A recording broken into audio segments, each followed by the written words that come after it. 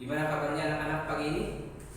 Alhamdulillah, mudah-mudahan kita masih diberikan kesehatan oleh Allah Subhanahu wa taala dan senantiasa tetap semangat dalam beribadah, dalam belajar. Baiklah anak-anakku yang Bapak cintai, kira-kira sebelum kita mulai pembelajaran pada hari ini, Bapak ingin absen dulu siapa yang tidak masuk pada hari ini. Yang pertama Muhammad Al-Julkarnain, hadir. Yang kedua Siti Robiah Adawiyah, hadir. Iya. Yang ketiga Muhammad Zulham, hadir. Ya. Yang keempat Anissa Ramadhani. Yang kelima Yudi Suprayogi Hamdan. Nah, alhamdulillah. Terus Bapak nggak melihat nih kemana itu si Sarifah? Oh, lagi sakit ya. Mudah-mudahan kita doakan untuk Sarifah, mudah-mudahan Allah segera sembuhkan dan bisa kembali untuk belajar bersama kita semuanya.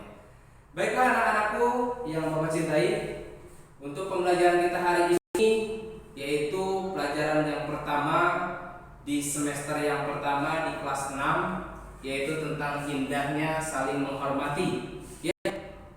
Kira-kira sebelum kita belajar kepada pelajaran yang pertama, mari kita sama-sama membaca doa dulu agar pelajaran kita pada hari ini mendapatkan keberkahan dari Allah Subhanahu wa taala. Mari kita sama-sama baca doa. Bismillahirrahmanirrahim. Rabbi zidni ilman warzuqni fahman birahmatika ya arhamar rahimin. Amin ya Allah ya rabbal alamin. Baik, anak-anakku sekalian, kita akan mulai tentang indahnya saling menghormati.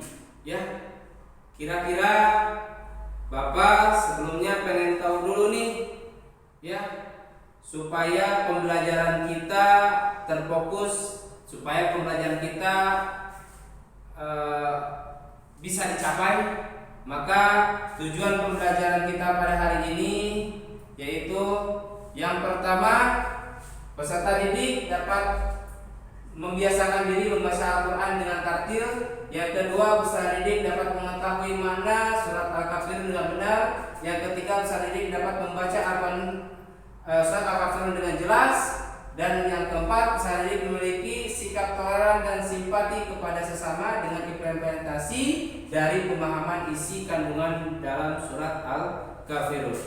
Baik, anak-anakku sekalian, sebelum kita mulai pembelajaran, Bapak pengen tahu dulu nih, kira-kira siapa yang tahu di sini lambang negara kita Indonesia tercinta itu apa sih? Yo, Zulham tahu? Anissa, ada yang tahu? Ya, betul. Ya, Anissa Ramadhani, bahwa lambang negara kita Indonesia itu adalah burung Garuda. Coba kita perhatikan nih, di burung Garuda ini di kakinya itu ada pita. Pita itu bertuliskan Bhinneka Tunggal Ika. Nah, kira-kira ada yang tahu ke arti Bhinneka Tunggal Ika? Ayo, angkat tangannya, siapa yang tahu? Bhinneka Tunggal Ika.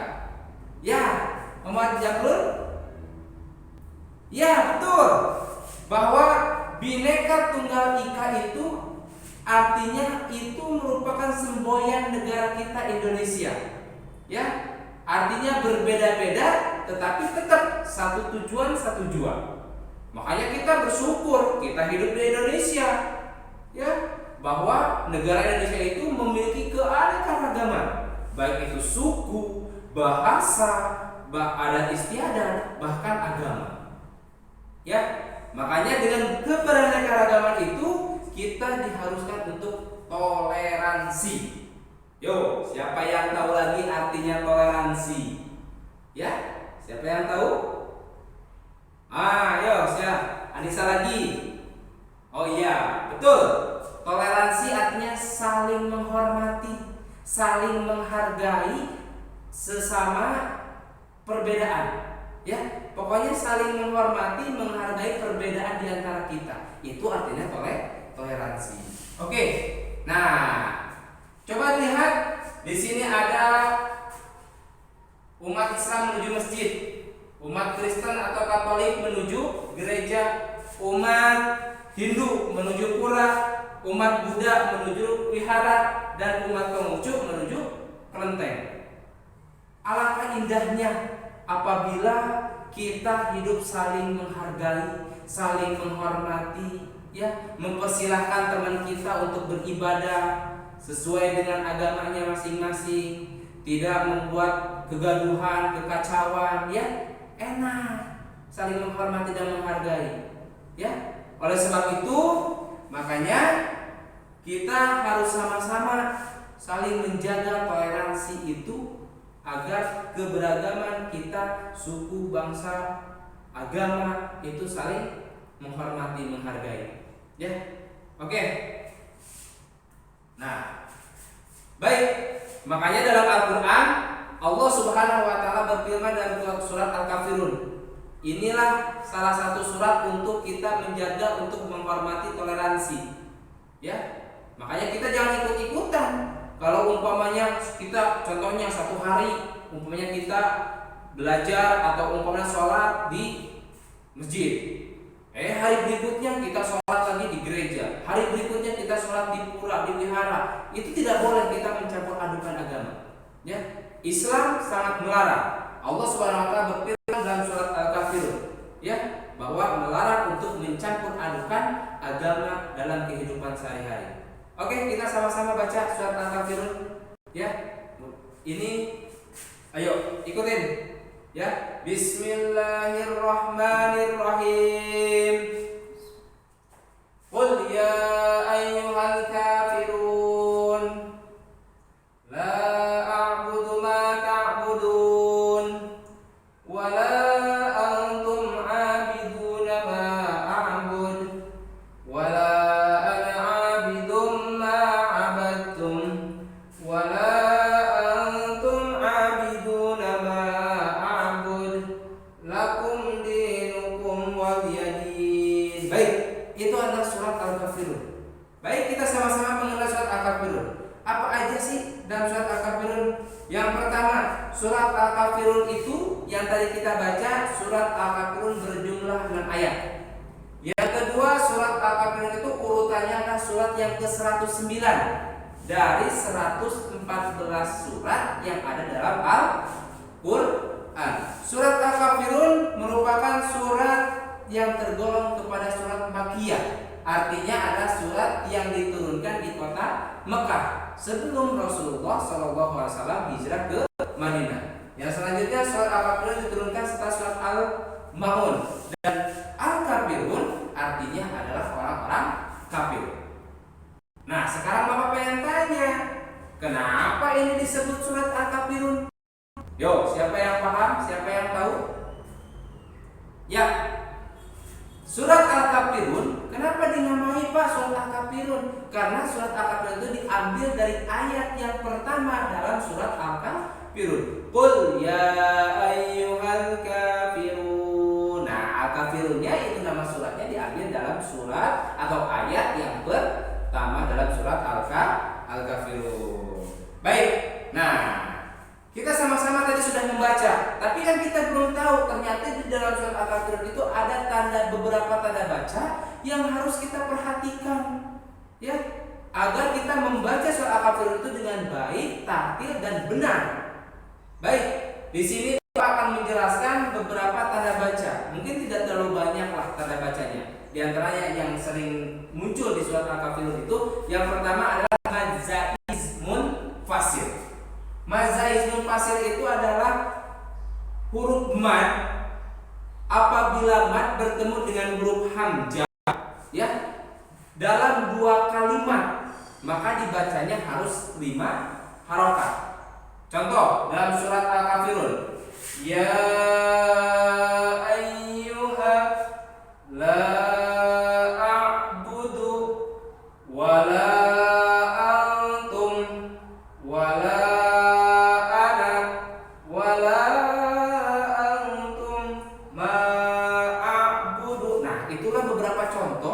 mad jaiz munfasil. Ya, jadi ada huruf mad, huruf alifnya ada 2 kalimat, alif mati sama huruf di depannya huruf alif atau hamzah. Makanya harus dibaca panjang sebanyak 5 harokat atau 5 ketukan. Contoh, 5 ketukan. Ya ayyuha wala antum. Jadi 5 ketukan seperti itu jadi panjangnya. Kurang lebih seperti itu. Nah, yang kedua yang harus diperhatikan dalam surat Al-Kafirun ini tanda bacanya itu ikhfa. Ikhfa artinya samar-samar. Huruf ikhfa itu ada 15. Ya. Kenapa Pak disebut ikhfa? Karena ada nun mati atau nun sukun atau tanwin bertemu dengan salah satu huruf ikhfa. Maka harus dibaca sama-sama. Contoh, di dalam ayat yang ketiga dan ayat yang kelima di situ ada kalimat antum. Antum. Kenapa Pak itu disebut ikhfa? Karena ada nun mati, nun sukun bertemu dengan huruf ta, dan huruf ta itu adalah salah satu huruf dari ikhfa. Makanya dibaca mendengung, bukan antum tapi antum. Oke. Baik anak-anakku, sudah mengerti? Sudah paham tentang tanda baca yang ada dalam surat Al-Kafirun, tentang pengertian, tentang maksud yang ada dalam surat Al-Kafirun? Sudah bisa dipahami? Alhamdulillah kalau sudah dipahami. Baik, setelah kita mempelajari tadi hukum bacaannya, mempelajari tanda bacanya, mari kita sama-sama membaca lagi surat Al-Kafirun dengan baik dan benar, supaya kita nantinya pas baca Al-Quran mendapatkan pahala dari Allah Subhanahu Wa Taala. Oke. Bismillahirrahmanirrahim. Ayo ikuti. Qul ya ayyuhal kafirun. Ayo ikuti. Betul. La a'budu ma ta'budun. Oke. Wala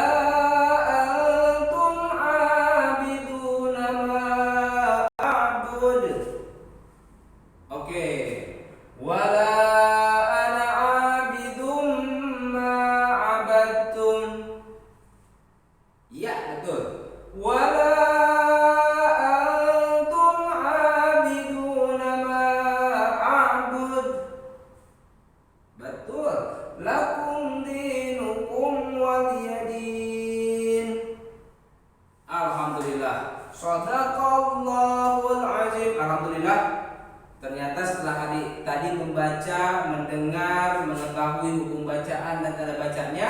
Alhamdulillah barusan yang dibaca oleh anak-anakku itu sudah sedikit kepada hal yang lancar, jelas, sesuai dan benar. Ayo ya, teruskan nanti di rumah untuk selalu membaca atau mempelajari khususnya dalam surat Al-Kafirun ini. Baik, untuk yang selanjutnya kita harus mengetahui juga isi kandungan dalam surat Al-Kafirun. Apa sih Pak? Maksud dalam surat Al-Kafirun itu asbabun nuzulnya kenapa sih Pak? Sebab-sebab turunnya kenapa sih Pak? Ada apa sih? Terjadi peristiwa apa sih? Ternyata Quran surat Al-Kafirun menerangkan bahwa Nabi Muhammad SAW tidak mau mengikuti tata cara ibadah orang-orang kafir pada zaman itu. Dan orang-orang kafir dipersilakan ibadah untuk sesuai dengan tata caranya masing-masing. Begitupun buat Muslim, buat Nabi Muhammad, buat Islam, ikuti ibadahnya sesuai dengan tata cara yang ada dalam Islam. Makanya jangan mencampur adukan. Ya, disitulah kita harus toleransi. Kamu sholat ya sholat, ya. Nah di sini lakum dinukum waliya, untukmu agamamu dan untukku agamaku. Jadi masing-masinglah untuk hal ibadah kepada Allah Subhanahu Wa Taala. Tadi jangan mencampur adukan. Satu hari kita ke gereja, satu hari kita ke masjid, satu hari kita ke itu nggak boleh seperti itu ya. Oke, bisa dipahami anak-anakku? Ya, kalau bisa dipahami, alhamdulillah. Mungkin itu yang bisa Bapak sampaikan pada kali ini, pembelajaran kali ini. Mudah-mudahan dari pelajaran kali ini kalian bisa mengambil hikmahnya, bisa mengambil ilmunya. Kita berteman dengan siapa saja, kita berteman dengan mau Islam sama Islam ataupun Muslim, itu gak jadi masalah selama kita bisa saling toleransi dalam hal agama terutama. Mereka waktunya sholat ya silakan sholat, kita jangan ikut-ikutin. Waktunya kita sholat pun ya kita sholat, mereka pun jangan ikut-ikutin. Makanya masing-masing dalam agama. Makanya toleransi dalam beragama itu paling penting. Ya, mudah-mudahan kita semuanya di sini selalu mengamalkan itu makna saling menghargai, saling menghormati, saling toleransi dalam hal apapun itu. Ya, mungkin itu aja yang bisa Bapak sampaikan pada pembelajaran kali ini. Intinya satu, jangan lupa selalu mengulang-ulang pelajaran, terutama dalam membaca Al-Quran, agar nantinya kalian membaca Al-Quran dengan lancar, dengan baik, dengan benar. Ya, terima kasih. Kita kembali lagi nantinya pada kesempatan pada pembelajaran di lain waktu. Ya, kalau ada pertanyaan silahkan sebelum Bapak tutup. Ada pertanyaan anak-anakku? Atau ada yang tidak mengerti dari pelajaran ini? Silakan. Ya, kalau kemudian tidak ada, nanti kalian harus terus selalu membaca Al-Quran, khususnya surah Al-Kafirun ini yang sudah Bapak ajarkan. Silakan untuk memperlancar, jangan sampai nantinya lupa, jangan sampai nantinya kalian tidak membuka Al-Quran, tidak murojaah lagi, karena rugi bagi orang-orang yang tidak membaca Al-Quran, terutama khususnya untuk kita sebagai umat muslim. Ya, terima kasih. Kita bertemu lagi di lain waktu, di lain kesempatan, di lain pembelajaran. Mohon maaf bila ada kekurangannya. Wabillahi taufiq wal hidayah. Wassalamualaikum warahmatullahi wabarakatuh.